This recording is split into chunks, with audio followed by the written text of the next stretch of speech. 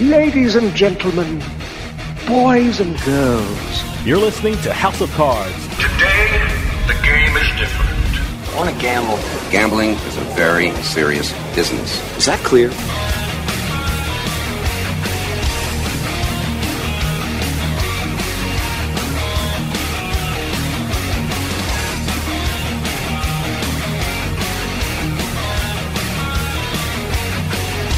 Welcome to House of Cards. Dave Weishuttle with you here, deep from the swamps of Jersey. We got a great show coming up for you. Ask anyone in the casino or gaming industry, what is the next big thing that will happen in the future of gambling? And 9 times out of 10, those industry professionals will say skill-based gaming will play a major role in the gambling industry. And we're going to find out all about skill-based gaming because SCCG Management just put out their new primer on skill-based gaming in the U.S. We're going to hear all about it because we are going to be joined by Stephen Crystal, who is the founder and CEO of SCCG Management. The primer is an absolutely amazing analysis of skill-based gaming and how companies monetize it in the gambling industry. When we come back, we're talking skill-based gaming with Stephen Crystal. So stick around. We'll be right back with House of Cards.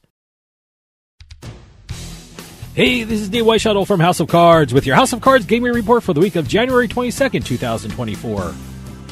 A 26-year-old man from Hopkins, Michigan has been ordered to pay the Gun Lake Casino over $84,000. A court sentenced Jordan Lewis Cook to 4 months in prison and ordered him to pay back the casino after it was discovered he stole over $100,000 from kiosks on the gaming floor while working at the casino. The crime was discovered after an internal casino audit and a review of the security cameras.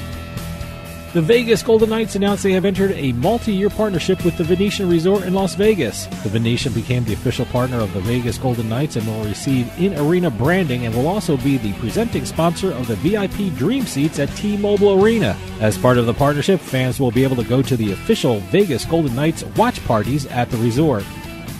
And finally, speaking of Las Vegas, if you want to purchase a little bit of the city's history, the Diamond Inn Motel and its famous Pink Elephant, which sits right across the street from the Mandalay Bay, are scheduled to go to auction in March. The auction listing is for the 1.36-acre site that has the 48-room motel and the existing structures on the site, which includes the Pink Elephant. Bidding starts on March 7th and closes on March 14th if you're interested. Have any news or tips regarding casinos, gaming, or legislation? Send us an email at newsroom@houseofcardsradio.com and follow us on Twitter at HOC Radio.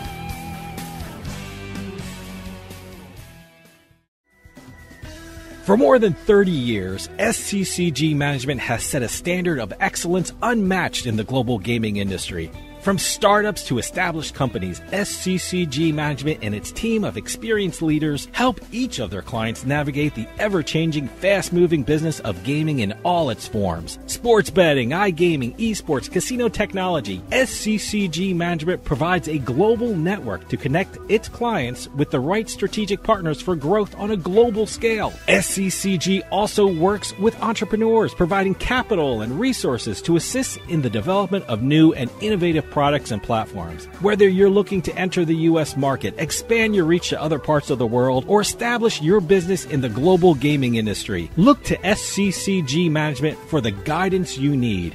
SCCGmanagement.com. Expert solutions for strategic success.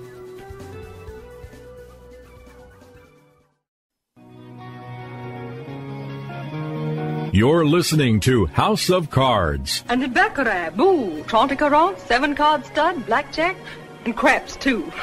I'm just a fool for gambling.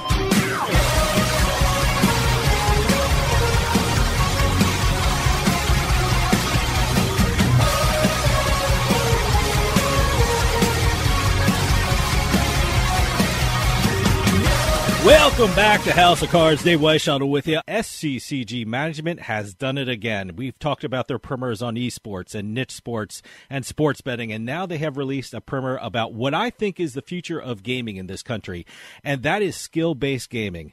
Stephen Crystal is your returning guest and is the founder and CEO of SCCG Management, and he is going to tell us all about SCCG's new primer on skill-based gaming and what it means for the gaming industry in this country, and we are lucky to have Steve on the line with us right now. Stephen, welcome back to the show.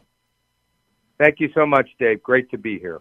You know, whenever I talk to people in the gaming or casino industry, the subject of skill-based gaming comes up. I mean, For people out there who do not work in the casino or the gaming industry, when we use this term skill-based gaming, what are the types of games we're talking about?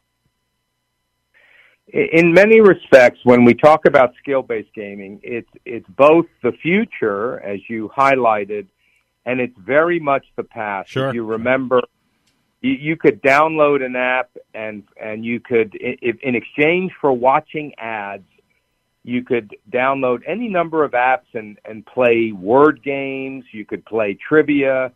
You could play puzzle games or arcade-style games. You could play, you could go and get apps like Skills and Arcadium and Avia and Big Fish games, and you could play various mobile skill-based games. This has been around. What's changed is that now jurisdictions are regulating skill-based gaming so that we can actually have contests where peer-to-peer can be matched and they could play and there could be money wagered. This is what is evolving and exciting about skill-based games. And this is why we covered it in a primer. I love that you brought that up. I mean, if you're a gaming operator and wants to make money off of skill-based gaming, the first challenge is convincing regulators in each state that a game should be certified for betting purposes. Unfortunately for operators, the concept of skill-based gaming is really different in each jurisdiction. When it comes to skill-based gaming, how difficult is the regulatory landscape for these operators who want skill-based gamings in sports books or in casinos and want to derive some revenue from these games? Let's use two case studies, Dave. Let's use fantasy sports, which we all know, sure, and let's use poker, okay? If you look at fantasy sports, the two leaders back then and now, DraftKings and FanDuel, they started in an era, 15 years ago where you went to a lawyer, got a legal opinion that said by picking a team against the salary cap, by picking a roster, and then seeing how that roster performed week by week, you were engaged in a game of skill. And until there was regulation, which there is now in 20-plus states for fantasy, you relied on that legal opinion to go and in essence, offer contests where the operator could take a vig, could take a piece of that activity. That worked until there were so many players in the space, and then the legislatures decide to step in and define what is fantasy sports as opposed to simply relying on the definition of a game of skill. And now we have two of our four major players in sports betting come from the fantasy world because they acquired the customers that are passionate about sports and betting on sports. In poker, basically, it functioned under a skill-based definition until 2006, when the federal government said poker is neither a game of skill nor is it allowed in the U.S. And so it will come back, and that's what's driving this movement towards legislatures looking at skill-based gaming, because the intent is to bring poker back and bring it back under legislated definitions of skill-based gaming. So two different paths for two different types of skill-based games. We have sites like skills.com that have been offering, peer-to-peer gaming and mobile games for, over a decade. So we have a lot of examples out there, and what we're seeing until there is legislation, much like we've seen with fantasy and with poker before it was prohibited, we're seeing many, entrepreneurs and game enthusiasts coming to the market. Esports, which we've mentioned in the past, is also a form of skill-based peer-to-peer gaming. And the reason this is happening, Dave, the reason we cover it is because demographically, these different types of game sets apply to every demographic group across a broad spectrum. So they are appealing to customers in a way that is different than pure slots and table games that we're used to thinking of with casino gaming. One of the fascinating aspects, for me anyway, regarding skill-based gaming is the technology that these operators are using and some instances they're creating. I mean, I was talking to a company the other day that their gaming product is so advanced with regard to artificial intelligence technology that they actually received 2 patents on the process that they use to create their games. I mean, it's great for them, but they also said it creates a unique challenge because they told me when they're talking to regulators, they just can't explain the game. They have to explain their technology behind the game to ensure regulators that the outcomes of their game are not random. When we're talking about skill-based gaming, is that the key when explaining them, that the outcomes are not random? That's one of the keys, Dave. The other keys are integrity. Yep. You want to make sure that the result is the result. So it's basically a process by which you affirm that the result that has been achieved is the result. The other is to make sure that there's not, that there's a match of skill sets, and that's where AI in particular comes in, making sure that people who are of the same skill are matched. There's all kinds of ways using bots and other techniques to create an unfair advantage to someone in a skill-based context where there's a certain amount of anonymity. You know, you're not actually with the player in a controlled environment. And so what regulators want to see is how do you use technology to make sure it is a game of skill, number one, it is evenly matched and fair, and that it's accurate. And this is where AI and technology and mobile platforms of the ones we've mentioned come into play. Stick around, we'll be right back with more House of Cards.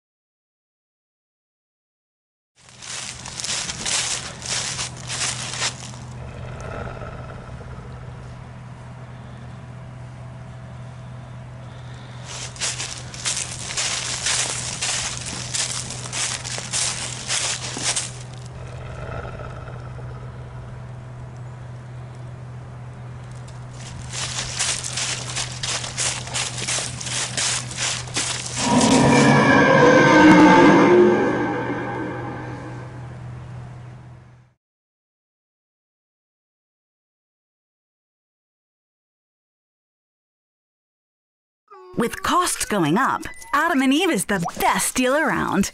With 50% off a sexy adult product at adamandeve.com. That's 50% off right now when you point the camera on your smartphone at the code on the screen. Don't get up. Just open your camera and point it at the screen. Hurry! You'll also get 10 free gifts, including free discreet shipping at checkout. This is your chance to get more for less. So scan now for 50% off plus 10 free gifts from adamandeve.com. Drizzly makes it easy to shop a huge selection of beer, wine, and liquor from wherever I am. I just open the app, find what I want, and it's at my door in under 60 minutes. Drizzly. Ding dong, Drizzly. You're listening to House of Cards. I'll bet you $20 I can get you gambling before the end of the day. No way. I'll give you 3-1 odds. No, 5-1. No, 10-1. You're on.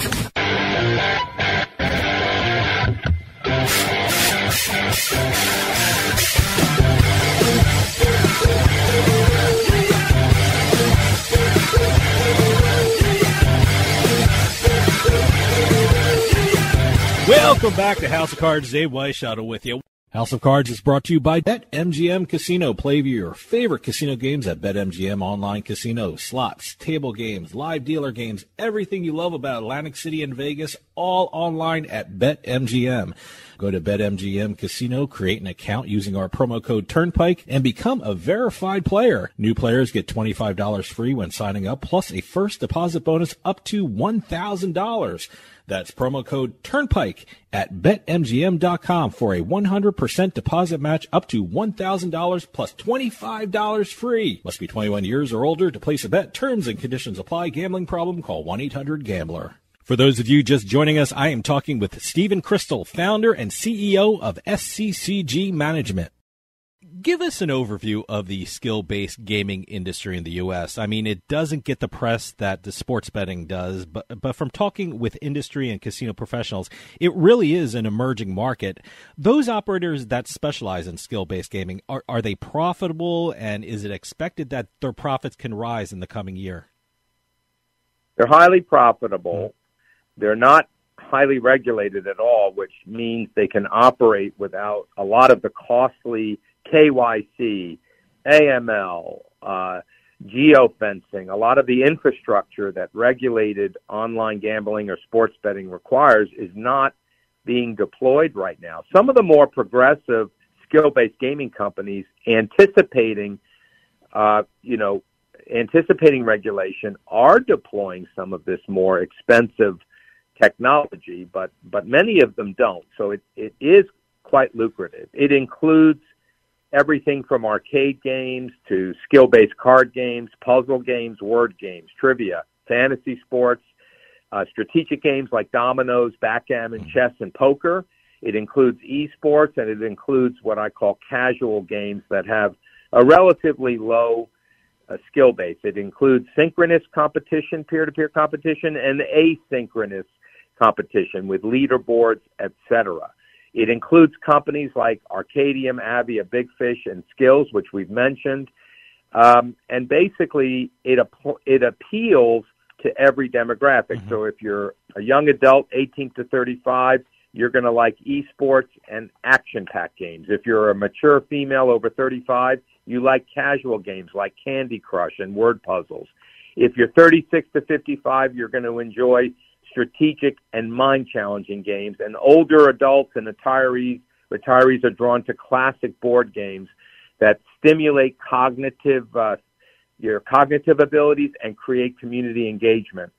So there's something in it for everyone, and that's why it's such an attractive future for the gambling industry. This is why regulators are eager to regulate it and to make sure that these protections are in place.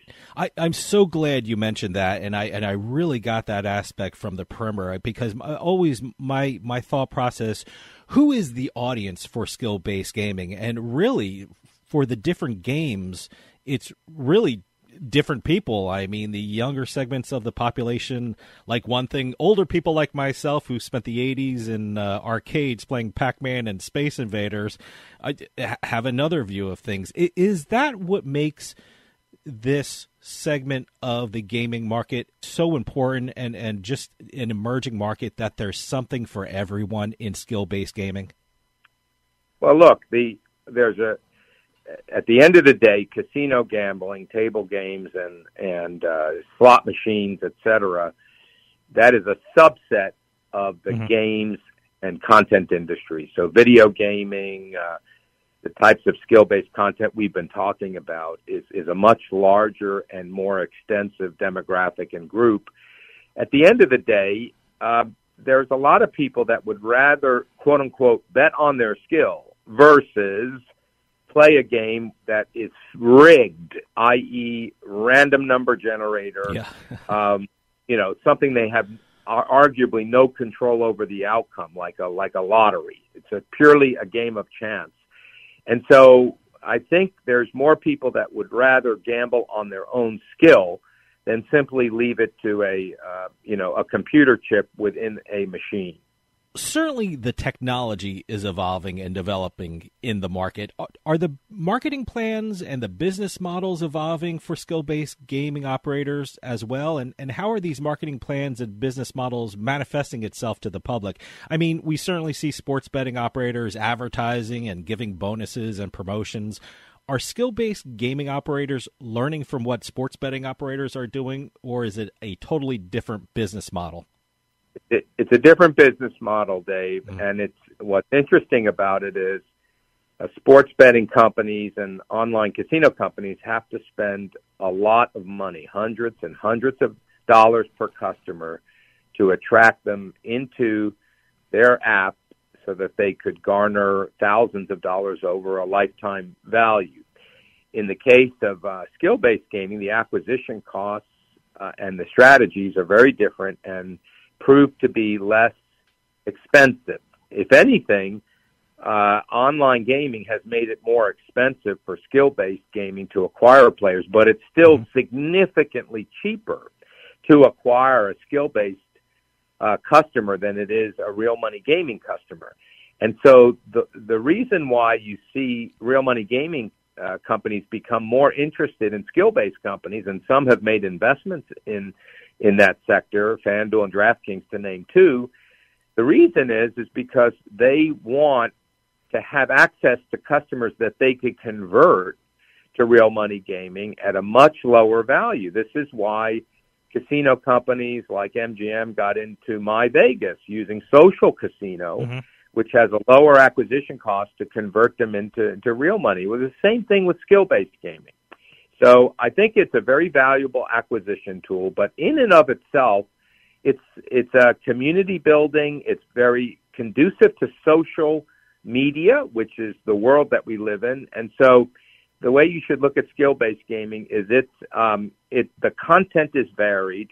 It appeals to different demographics, and real money gaming operators, online and brick and mortar, want the ability to convert those customers into their environments in an inexpensive way. This is how I view it. Yeah, I'm glad you mentioned that. In terms of expansion, what can we expect from skill-based gaming in the United States? I mean, I always talk to casino operators, and one of their goals is to attract younger customers to their property. Do you think brick-and-mortar casinos will get more involved with skill-based gaming? Do they have a place on a casino's gaming floor? Well, let's talk about first the digital strategies, sure, and then we'll talk about the brick and mortar. In the digital world, you're going to see and have already seen a convergence between skill-based gaming and digital online gaming, both in terms of investment, in terms of content. So the notion of adding skill elements to games of chance, you're seeing online in different ways, and I think it's very conducive to online. I think in terms of brick and mortar, we will see the slot floor of the future contain more arcade-style games, contain more skill-based peer-to-peer initiatives that follow on from what people are already comfortable doing online. So I do think the casino floors of the future will reflect this trend towards casual skill-based gaming and more sophisticated skill-based gaming. So I think the change will come from mobile back into the brick and mortar, not the other way around. And I think you see examples of it and elements of it already. Obviously, sports betting and fantasy and poker, those we can see more direct, examples of how that ties into a casino. There was an effort, if you may recall, maybe 10 years ago, and it wasn't successful.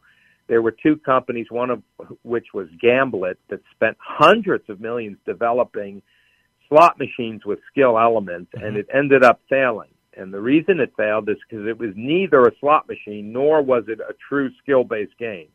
It was a made-up construct that the Nevada regulators came up with because they weren't comfortable embracing all-out skill-based gaming. But now, with AI and technology, it's a lot easier for regulators to regulate skill-based gaming. And once that occurs, you're going to see everything from peer-to-peer esports to literally, backgammon and chess and checkers and all kinds of different games, skill-based games across arcade-style games. You're going to see more and more of this become standard. There have been examples that have been moderately to not successful because they aren't full-scale skill-based. They're kind of a hybrid that didn't work with customers. Stick around. We'll be right back with more House of Cards.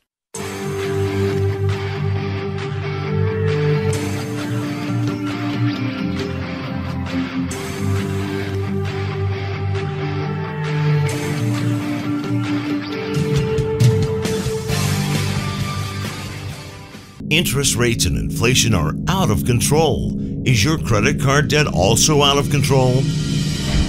It's time to resolve your debt and take back control for a lot less than what you owe.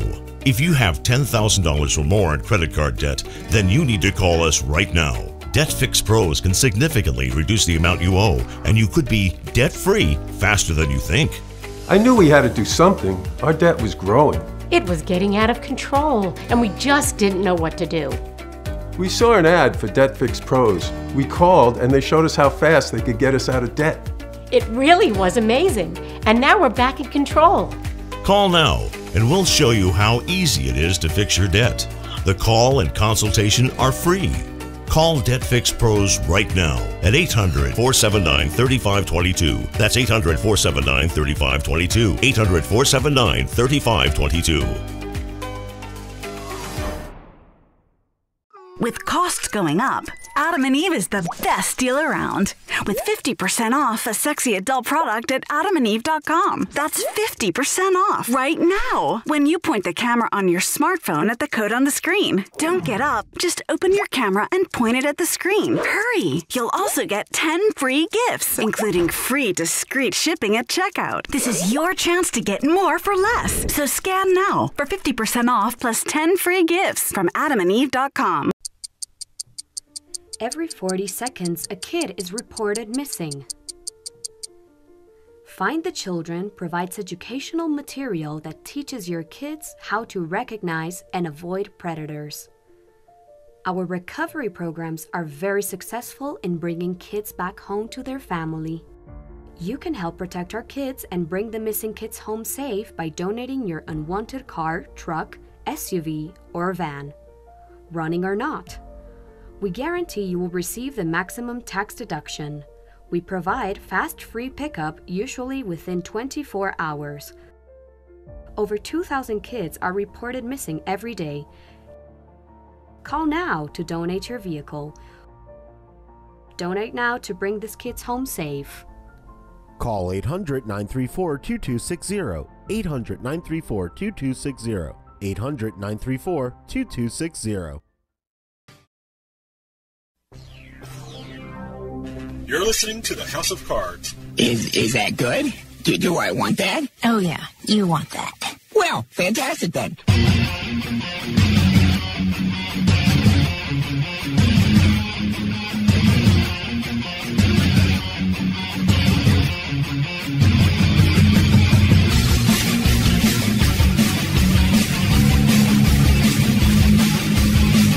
Welcome back to House of Cards. Dave Weishaupt with you. For those of you just joining us, I am talking with Stephen Crystal, founder and CEO of SCCG Management. In your experience, do you see that regulators and gaming commissions are generally open to the idea of skill-based gaming? Or do you think more regulatory action needs to be required before it gets to casino floors? Regulators are parents. Regulators are grandparents. You know, they live in the world. They understand what young people and older people are doing on their mobile devices, whether it be, you know, esports or it be, you know, casual games like the ones we've mentioned. So because of that, they know it's a reality. I do think technology, the ability to monitor and ensure fairness, make it easier to adopt new products that are already appealing to people. I think gaming is doing a much better job than it used to in terms of, look at the advent of mobile payments in the casino, you know, using wallets. That happened, COVID pushed that along, but that change occurred within a matter of months, whereas I've done studies that say the average time for innovation in the casino setting is about 11 years, and now we're doing things at light speed. And so I think technology, AI, all the things you alluded to make it easier for regulators to get comfortable with new types of gambling. And I think we have to recognize that we live in a 360-degree world. We can, if we're not careful, we could fall into the trap that, let's say, movie theaters or exhibition companies fall into, where people can get content with a push of a button. They can order anything they want or you can imagine, but we still want people, if you're a movie theater exhibitor, to come in and see a blockbuster. So if we're not careful, casinos can lose their attractiveness to successive generations if we don't respond to the fact that there's changing content that they're accessing mobilely that they want to experience in addition to the other things they experience in a casino. So it's in everyone's interest to make use of this content everywhere approach and make sure that the casino of the future reflects that. As I sit here in New Jersey, the state next to me, Pennsylvania, is having some real issues when it comes to games that some consider fall under the umbrella of skill-based gaming. And it's really created some headaches, especially for law enforcement. Explain what's happening in Pennsylvania, because just recently the courts had to get involved with regard to the issue of skill-based gaming. Look, the issue there, and I know this because I've been privy to some discussions around this. You know, the premise that regulators have, and it's not necessarily a correct one, is that skill-based game is being populated by underage, delinquent gamblers. Sure. Okay?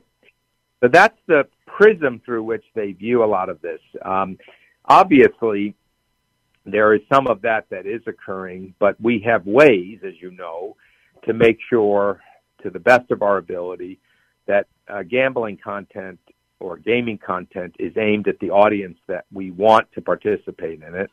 So you can usually deal with KYC, age verification, and so forth. In terms of the actual content, again, I would say that there's lots of companies that act responsibly. There's lots of companies that really make sure that a game of skill is a game of skill. I mean, there are definitions, but there are companies that exploit the gray areas of what we would define as a game of skill. If it feels like a game of chance in any way, then it's illegal gambling to promote it.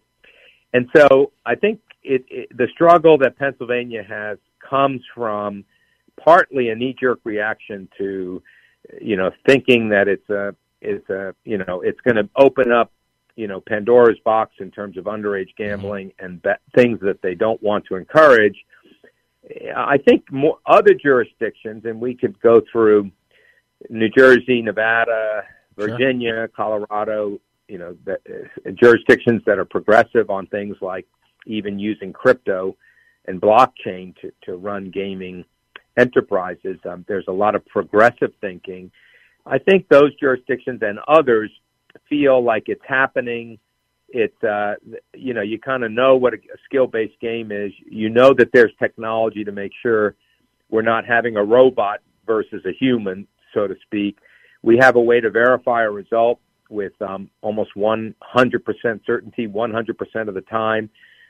So I think as technology has improved, as AI has allowed, to make sure things are fair and verifiable, I think the regulators are getting more comfortable. So I kind of view some of that as an outlier. I think the mainstream view is it's an inevitability. How do we deal with it the right way? This is how I see it.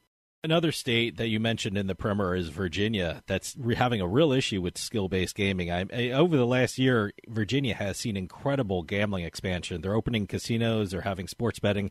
However, they really seem to be struggling with the concept of skill-based gaming. Is it the age issue, like you said? Is that one of the sticking points for a lot of regulators and a lot of gaming commissions, the age issue, and what can we do to protect that? That's a large part of it, number one. Number two, it's the issue of fairness. When you have companies investing, hundreds of millions of dollars on legalized gambling facilities or online, in the case of Pennsylvania, the issue is fairness. Is it fair to allow? It's like the internet cafes. It's like the distributed gaming slot routes. Is it fair to allow competition that isn't licensed when you're requiring so much of your licensed operators who are spending hundreds of millions of dollars in investment in infrastructure in your state? So it's an issue of equity. But to me, the issues around age verification and fairness, those can be dealt with. There needs to probably be a regulatory regime. It's like with sweepstakes, which is a form of of online gaming that is using games of chance in a quote-unquote sweepstakes environment, and we've written about that. That's just an area that seems like an exception that follows the rule. In other words, because we haven't approved more iGaming, more companies, some of them not reputable, are coming into sweepstakes and ruining it for those that may be operating within the letter of the law. So now regulators want to regulate so there's an even playing field. So there's a lot of issues. One has to do with protecting citizens, which is what regulators are supposed to do, and ensuring fairness and verification and integrity. And some of it is being fair to those that submit to regulation and making sure that those that are playing by the rules are not having their business eroded by workarounds that evade the rules. So this is where we are. And I think what you'll end up having in skill-based is what we had in fantasy, is what we'll have in sweepstakes, is regulators will step in and say, these are the rules that's fair to everyone, including the consumer. Well, as we start a new year, what do you think we should look for when it comes to skill-based gaming in 2024? Do you see an expansion of these games online and on mobile devices? Do you see casinos getting more involved with skill-based gaming? Where do you see the skill-based gaming market in 2024? I think you're going to see much more activity, increasing activity, both in brick-and-mortar casinos as they embrace different implementations around arcade and skill-based style gaming. I think you'll see online gaming companies integrate more skill-based features. I think you'll see online gaming companies or real money gaming companies invest more in the skill-based sector as a way to enhance engagement, extend demographic reach, extend conversion and customer retention. I just think it's part of that 360-degree experience. It's part of content on demand. It's part of the convergence between sports, entertainment, skill-based, real money gaming, games of chance. It's all content that is connected and gamified. And this is why it's inevitable they'll come together under some consistent regulatory scheme to the greatest extent possible, state by state.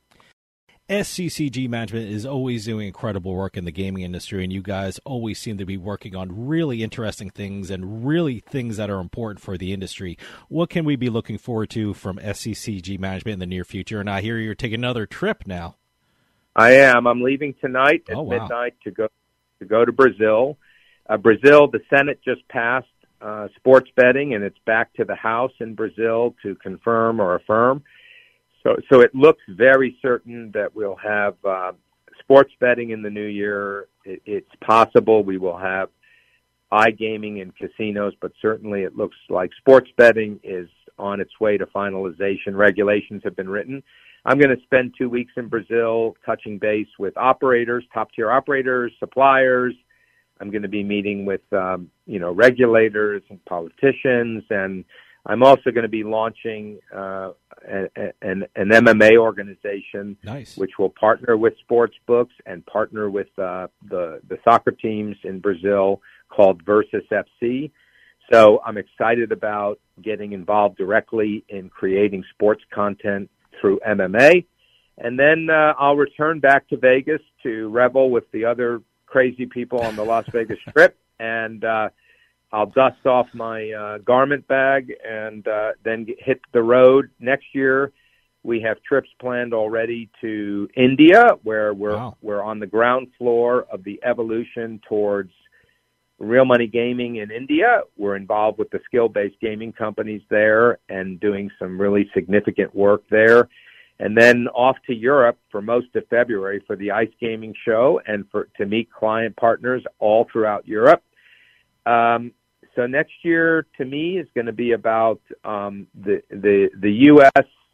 Continued expansion, the launch of Lady Luck HQ, social casino with SCCG as their partner, number one slot influencer in the world. We'll be hitting Brazil, India, Europe. So it'll be more of the same just more and more and more research reports. We've got loyalty marketing coming up next. That's a customer retention, customer acquisition is a hugely significant. It is the heart of the gaming industry in the future, and we're going to cover that in our next primer. Stephen, we're running out of time, but the primer on skill-based gaming in the U.S. from SCCG Research is just incredible and an absolute must-read for a lot of people out there. Where can people download it, and give out the website from SCCG Management so people can find out all the things SCCG Management is doing in the gaming industry? Thank you, Dave. It's very simple, sccgmanagement.com. You can access the 9 research reports we've done this year. And we expect to do the same next year, and that could be your home base for knowledge about the sports betting, casino, iGaming business worldwide. Stephen Crystal, CEO and founder of SCCG Management, who just put out the great primer on skill-based gaming in the U.S. Thanks for coming on and talking about it. I think skill-based gaming is the future of the gaming and casino industry in this country, and it's an issue that everyone's going to be talking about in the future and into the new year. Stephen, as always, thanks for coming on. I can't wait to talk to you again because you always have amazing projects that you're working on. Thanks for your time today, and safe travels. Thank you, Dave. Happy holidays. Happy holidays. That'll do it for us this week. We'll see you next time on The Turnpike.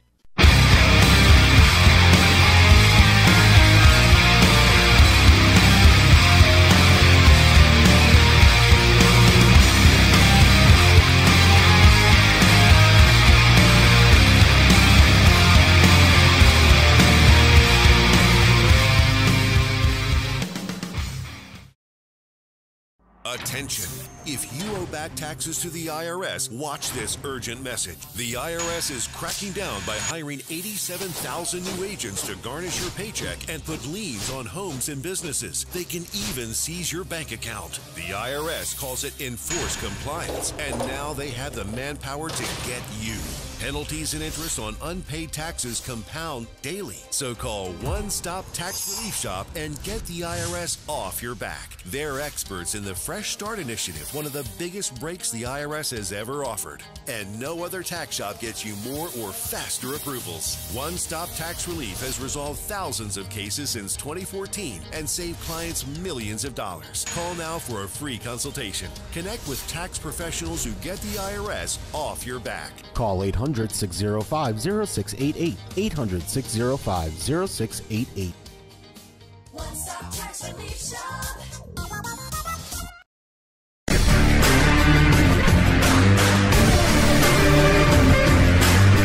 It's a casino. People gotta win sometime. Now, if you'll excuse me, I have a giant, colorful check to deposit. Welcome to another edition of Beating the House. I'm Doug Weishuttle here with Dave Weishuttle. We're going to be crisscrossing the country, the continent, sometimes the world, talking about the latest jackpots in the casino and lottery industries. Remember, if it's $100,000 or more of a jackpot, we will be talking about it on this show. This week, we're going to start off in Nevada, Las Vegas, as a matter of fact. One of the most recently opened properties, the Fontainebleau Las Vegas. Yeah, about a month old, right? Yes. Yeah. So they are now celebrating their second $1 million jackpot. Wow. Yeah, it's a very interesting property. First off, by all accounts, it's absolutely beautiful. It took a while to build. It was like 15 years. Yes. But everyone who visits there say how incredible it is. It's beautiful. The most interesting thing about it is already some executives are leaving there. I don't know the reason why these executives are leaving there. Like 2 or 3 executives, big-time front office people at the Fontainebleau have left already. So I don't know the circumstances behind that. Were they just there until the property got up and running and, you know, their time there is done and that was their reason for being there, or are there some other reasons? I'm very interested in hear some more of the stories about the Fontainebleau and what's going on there. There have been reports of a variety of reasons. Which we do not know, we do not substantiate, No, but it's no one substantiated anything yet. But I'm very curious to see, you know, first off, I'm very curious to see the property. Like I said, it's an amazing looking property. And obviously they got some pretty cool games, a second big jackpot in a month. And but no, why are some of those executives leaving? And was it just because they had to wait there and get the property up and running, and they left? So. Well, again, in the industry, some people stay until it's up and running, then they move on to the next place. Some people have other reasons why, or people there's move around a lot. Yeah. Well, let me tell you, when you're dealing with a place like the Fontainebleau, 20 years in the making. That's how long it's been there. The report was.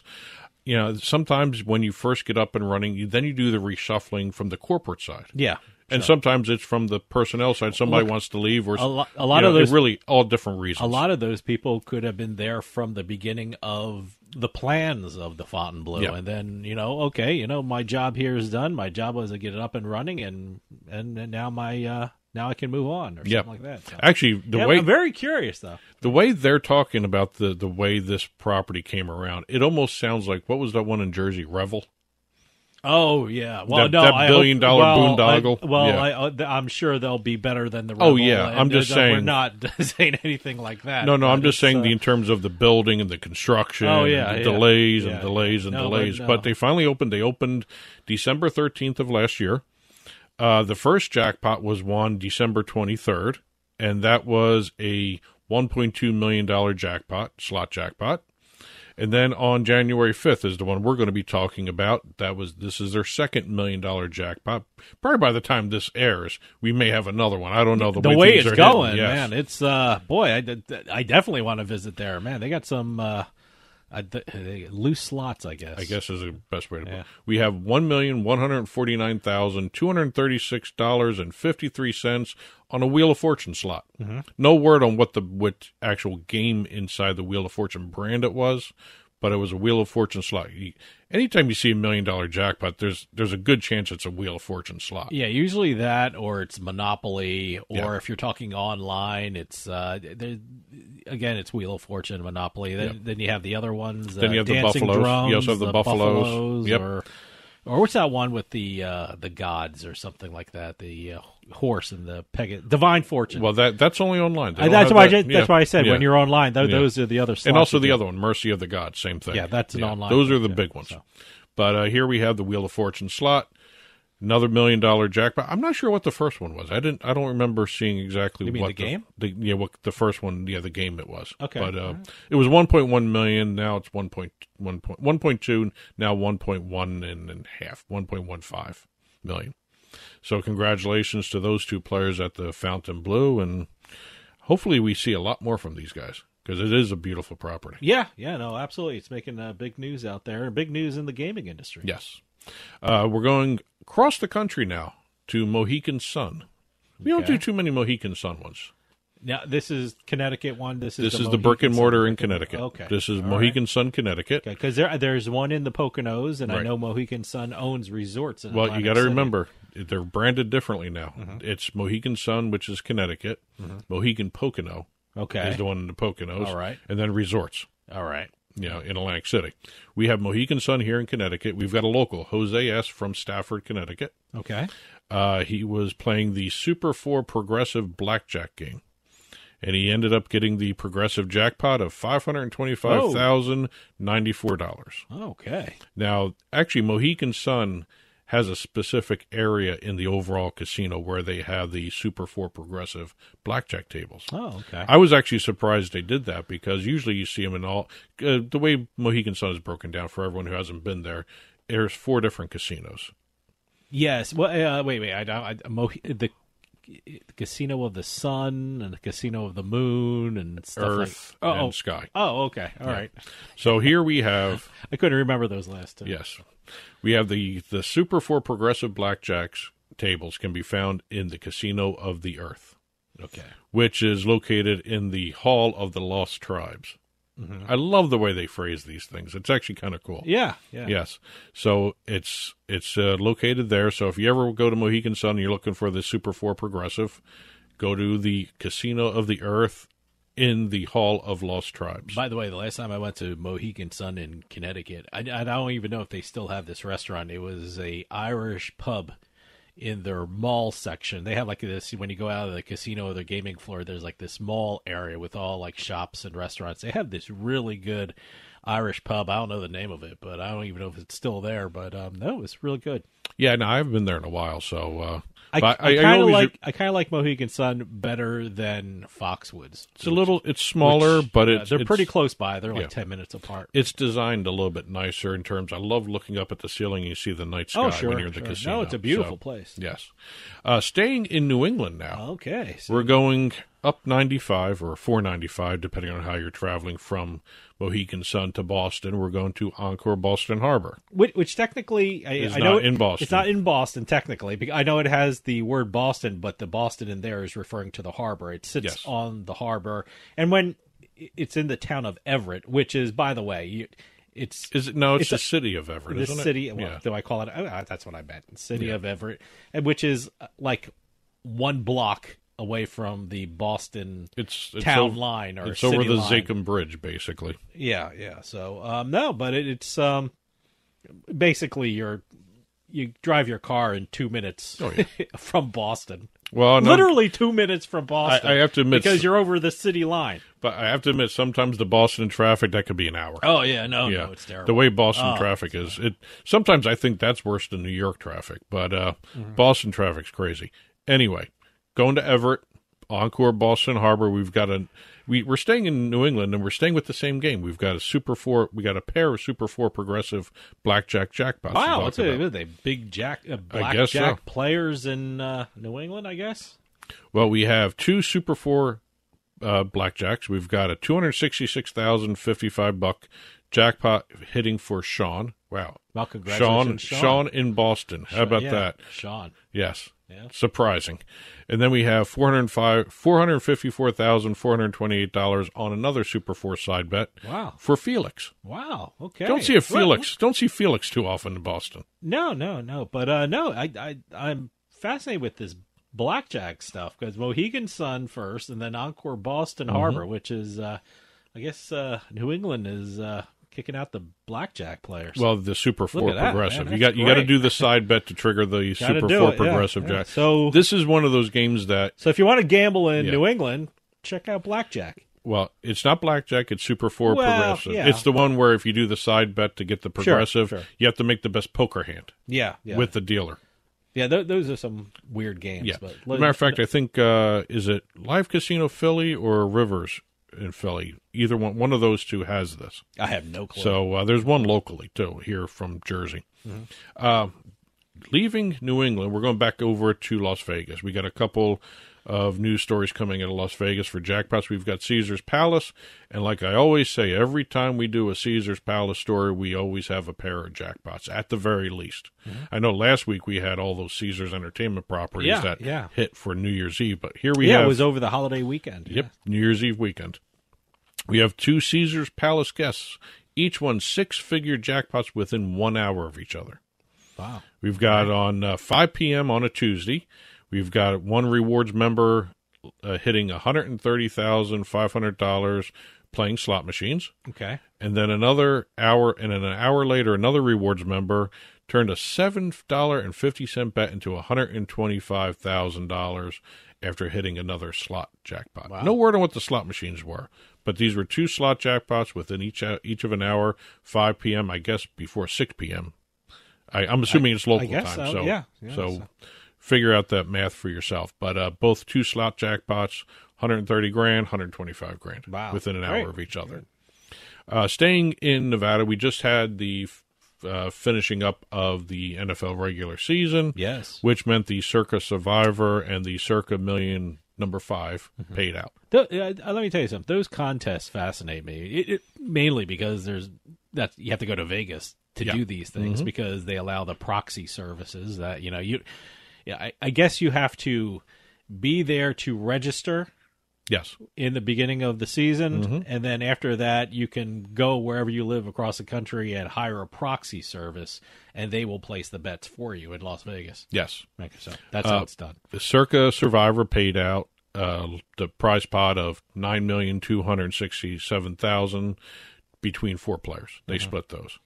I think they did a deal beforehand, which they had 4 players left, and I guess They all got their lawyers They did a together, chop. and They they did a partial chop, from what I'm understanding. Each got about a couple million each, and they left the rest for the winner of it. So $2,316,750 for each of those. Okay, and then they left the rest.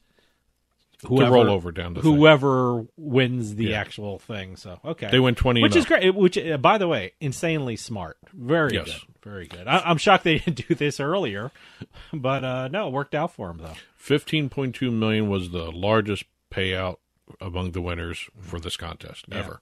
By the way, the reason they didn't do it earlier was because I think one guy when it was 5. I think there was 13 players left. I thought it was when it got closer to there was 5, and then I don't know. I don't know how many were whatever. left, but one person didn't want to do it. So it only works if one person wants to do it.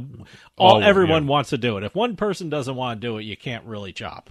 So and over in the Circa Million, first place of $1 million was paid out.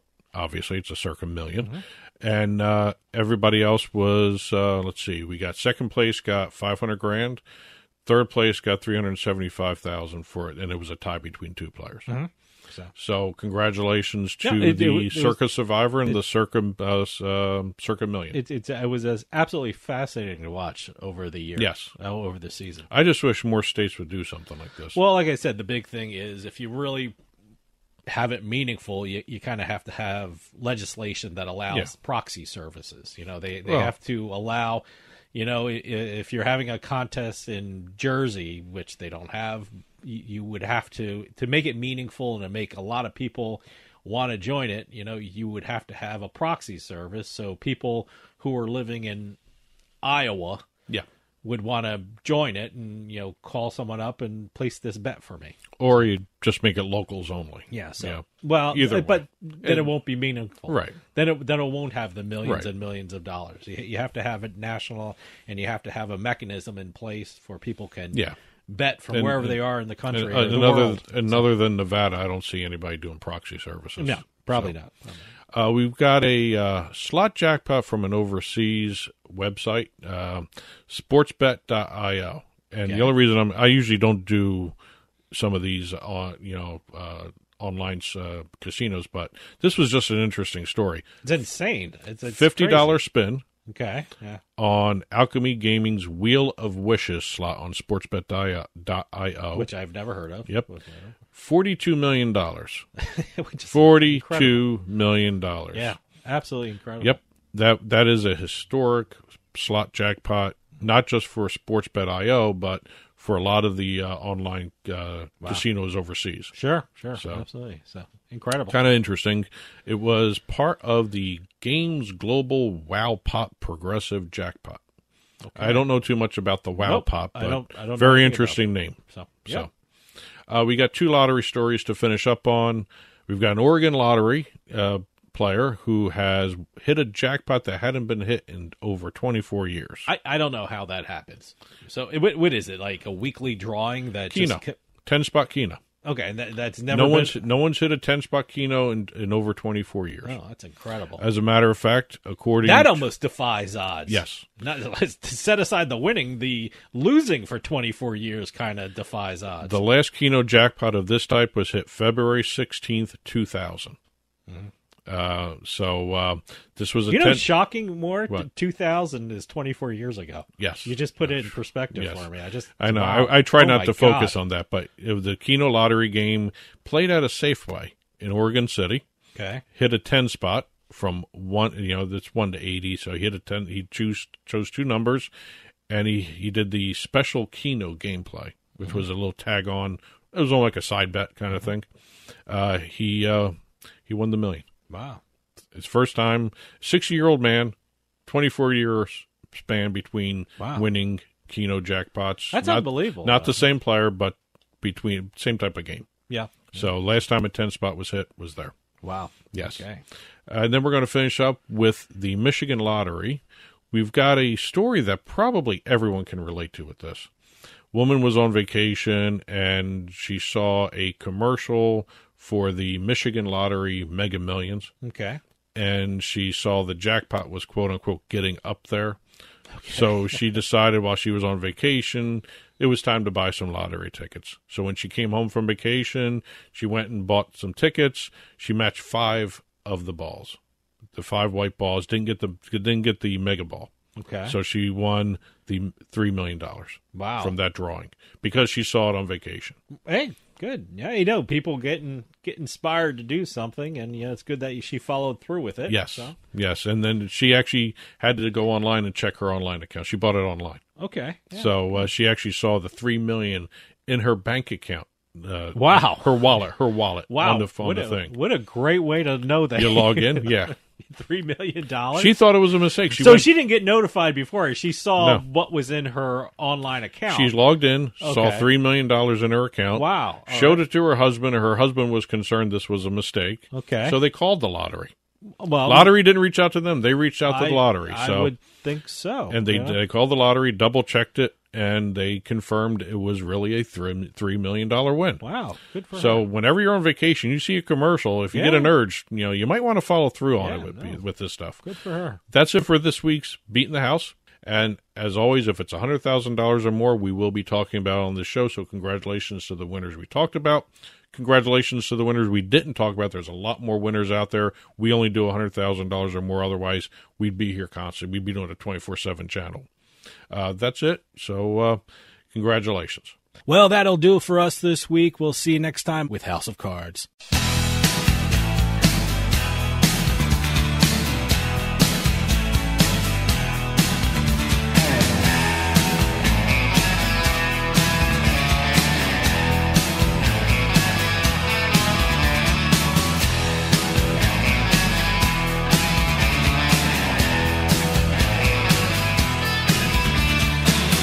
Tried to spot a change.